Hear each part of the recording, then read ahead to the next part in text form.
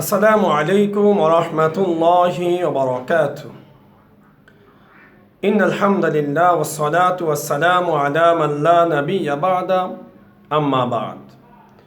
প্রিয় দর্শকবৃন্দ, আজকে আমি আপনাদের সম্মুখে উপস্থিত হয়েছি খুবই গুরুত্বপূর্ণ একটি টপিক নিয়ে, একটি বিষয় নিয়ে। যে বিষয়টি ইতিমধ্যে বাংলাদেশের প্রতিটি মানুষের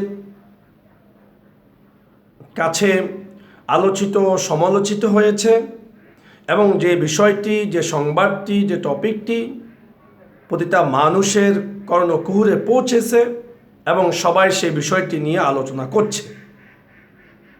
তো সেই বিষয়টি নিয়ে আমি ভিডিও করতে প্রস্তুত ছিলাম না, কিন্তু আমার কিছু অন্তরঙ্গ বন্ধু, কিছু ভক্তবৃন্দ এবং কিছু যারা আমাকে ফলো করেন, তাদের মধ্য থেকে বারংবার আবেদন আসছিল যে সেই বিষয়টি নিয়ে কথা বলা, সেই বিষয়টি ইসলাম ও শরীয়তের দৃষ্টিকোণ থেকে কি বলে সেই বিষয়ে তাদেরকে জানানো। সেজন্যেই আজকে হঠাৎ করে এই মাসালা বা সেই বিষয়টি নিয়ে কথা বলার জন্য বসে পড়েছি।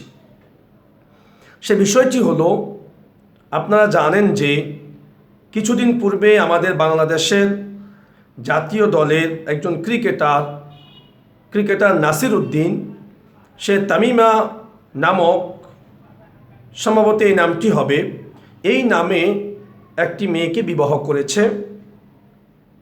এই মেয়ের পূর্বের রাকিব নামে একটা স্বামী রয়েছে, যে স্বামীর একটি বাচ্চাও রয়েছে। এখন ভক্তবৃন্দদের পক্ষ থেকে এখানে সর্বপ্রথম যে বিষয়টি জানার, যে এই তামিমা তার পূর্বের স্বামীর থেকে এখনও বিচ্ছিন্ন হয়নি, বিচ্ছিন্ন না হয়েই নাসিরকে বিবাহ করেছে। এখন প্রশ্ন হলো, এই যে একটা বিবাহ বন্ধনে আবদ্ধ হওয়া পূর্বের স্বামীর সাথে বিচ্ছিন্ন না হয়ে, এটা জায়েজ আছে কিনা? তো ফোকায়ে কেরাম, মুফতিয়ানে কেরাম সুস্পষ্টভাবে এখানে বলেন যে বিবাহ করা এটা রাসূল সাল্লাল্লাহু আলাইহি ওয়াসাল্লামের একটা সুন্নত, আর বিবাহ করতে হয় সাক্ষীর মাধ্যমে, কবুল বলার মাধ্যমে। ঠিক বিবাহ বন্ধন থেকে ছিন্ন হওয়ার জন্য, স্বামী স্ত্রী বিবাহ বন্ধন বিচ্ছিন্ন হওয়ার জন্য কিছু শব্দ আছে, কিছু বিষয় আছে, কিছু ফর্মুলা আছে, সেগুলোর মাধ্যমে বিচ্ছিন্ন হওয়ার পর তাদের ইদ্যত পালন করতে হবে। ইদ্যত পালন করার পর তখন গিয়ে ওই মহিলা অন্য কোনো স্বামীকে গ্রহণ করতে পারবে। এখন এই যে তামিমা, তার পূর্বের স্বামী যে রাকিব, তার সাথে বিবাহ বন্ধন এখনও ছিন্ন হয়নি, এটা সংবাদ মাধ্যমে রাকিব বলতেছে, বা বিভিন্ন যারা তাদের কাছের মানুষ তারা বলতেছে, প্রমাণ তৈরি করতেছে। তো বিবাহ বন্ধন ছিন্ন হোক বা না হোক, যেহেতু প্রশ্ন এসেছে যে যদি বিবাহ বন্ধন ছিন্ন না হয় তাহলে আরেক স্বামীর কাছে বিবাহ বন্ধনে আবদ্ধ হতে পারবে কি না।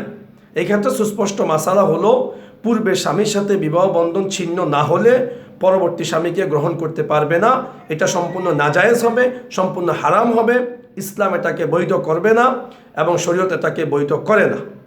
দ্বিতীয় নম্বর যে বিষয়টি ছিল, এই যে বিবাহ করার পর যদি তারা স্বামী স্ত্রীর যে কাজগুলো রয়েছে তারা যদি সেই কাজগুলো করে, অর্থাৎ যদি তারা মিলামিশা করে বা তাদের ঘনিষ্ঠতা হয়, তাহলে সেটা জায়েজ আছে কি না। তা আমি সম্মানিত দর্শকবৃন্দকে বলবো, যেখানে বিবাহ সেটাই জায়েজ হয়নি, তাহলে তাদের কার্যকলাপগুলো জায়েজ হওয়ার তো কোনো প্রশ্নই আসে না। বরঞ্চ যতদিন পর্যন্ত পূর্বের স্বামী থেকে তালাক গ্রহণ না করে, ইদ্যত পালন না করবে, আর এই দিক দিয়ে যদি ওই নাসিরের সংসার করতে থাকে, ততদিন পর্যন্ত মুফতিয়ানে কেরাম বলেন, ইসলাম বলেন, তাদের ওই সম্পর্কটা জিনার সম্পর্ক হবে। ওই সম্পর্কের মাধ্যমে যদি কোনো বাচ্চা বা কোনো সন্তান পৃথিবীতে আসে, সেটা জারজ হিসাবে ইসলাম স্বীকৃতি দিবে, সেটা জারজ হিসাবে হবে, ইসলাম এটাই বলে। অতএব ঠিক যদি এমনটি ঘটনা ঘটে থাকে এই ক্রিকেটার নাসির বা তার নব স্ত্রী তামিমা এদের সাথে, তাহলে ঠিক আমি যে মাসালাটি বলেছি এই মাসালাটি হবে, এই ফতুয়াটি হবে, এর বাহিরে হবে না।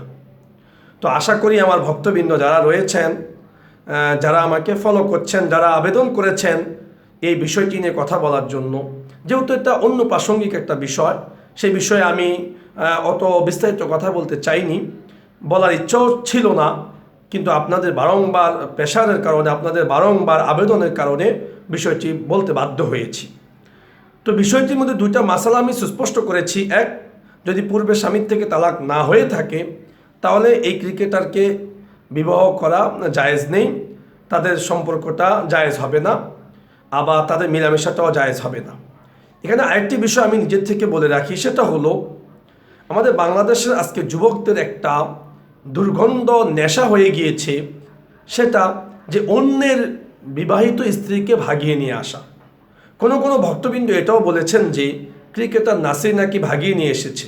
যদি এমনটি হয় তাহলে আমি বাংলার সকল যুবকদেরকে বলবো যে আমরা দুর্গন্ধ জিনিসের দিকে নিজেদের দৃষ্টিকে না দিয়ে অন্যের বউকে ভাগিয়ে নিয়ে আসার চিন্তা আমরা না করে কোরআন সুন্নাহ অনুযায়ী ফ্যামিলির সাথে আলোচনা করে, গার্ডিয়ানদের সাথে আলোচনা করে আমরা সুন্নত মোতাবেক, আমরা ইসলাম মোতাবেক বিবাহটা করে নেই, তাহলে আমাদের জন্য এটা সুন্দর হয় এবং এটা খুব সমাজের মধ্যে এটা খুব সুন্দর দেখায় এবং আল্লাহ তাআলার কাছে এর পুরস্কারে যে যাজা পাওয়া যাবে এবং রাসূল সাল্লাল্লাহু আলাইহি ওয়াসাল্লামের সুন্নত মোতাবেকও হবে।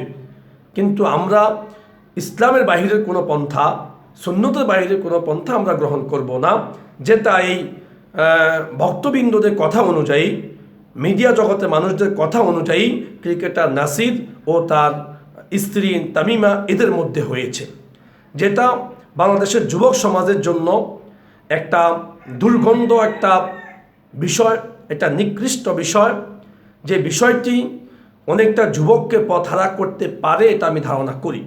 এই জন্য আমি যারা সংশ্লিষ্ট রয়েছেন, বিশেষ করে সে যেহেতু একজন ক্রিকেটার, তার সংশ্লিষ্ট যারা রয়েছেন তাদের প্রতি আমার উদাত্ত আহ্বান থাকবে তাকে শাস্তি দেওয়া এবং এই ধরনের কাজ যাতে সামনে থেকে যারা স্টার রয়েছে এরা যদি যেন করতে না পারে সেদিকে সজাগ দৃষ্টি রাখা। আর সম্মানিত দর্শকবৃন্দদের কাছে এটাই আমার আবেদন, এটাই আমার নিবেদন থাকবে। আর যারা আমার কাছে প্রশ্নটি করেছেন, আশা করি আপনারা দুটি বিষয় জানতে চেয়েছেন, সেই দুটি বিষয় এই ঘটনা থেকে আমি ব্যক্ত করেছি, উত্তর দিয়েছি।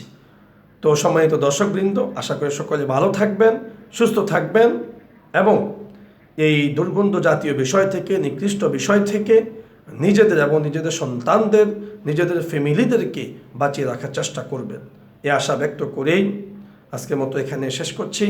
আসসালামু আলাইকুম ওয়া রাহমাতুল্লাহি ওয়া বারাকাতুহু।